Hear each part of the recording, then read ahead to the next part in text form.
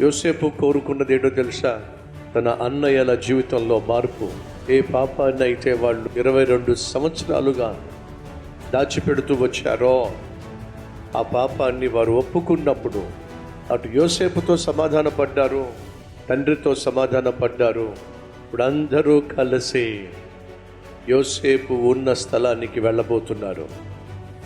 ఆ తర్వాత ఏం జరిగింది? యోసేపు యాకోబు కలుసుకున్నారా?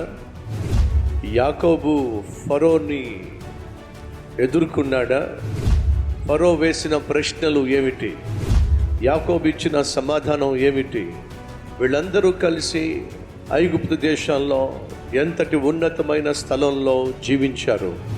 కని విని ఎరుగున రీతిలో రాబోయే ఆదివారం యోసేపు యొక్క జీవిత చరిత్రలో ముగింపు ఘట్టాన్ని మీరు చూడబోతున్నారు.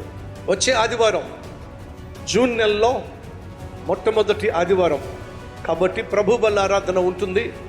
ఏ ఒక్కరు మిస్ కాకండి. ప్రతి ఆదివారం కల్వరి టెంపుల్ చిత్తూరులో 4 ఆరాధనలు. మొదటి ఆరాధన ఉదయం 6 గంటలకు, రెండవ ఆరాధన ఉదయం 9 గంటలకు, మూడవ ఆరాధన మధ్యాహ్నం 12 గంటలకు, 4వ ఆరాధన సాయంత్రం 6 గంటలకు జరిగే ఆరాధనలకు తప్పక రండి, కుటుంబంగా రండి. స్థలం హేమమాధురి కళ్యాణ మండపం, HDFC బ్యాంక్ దగ్గర, పుత్తూరు రోడ్, KR పల్లి, చిత్తూరు.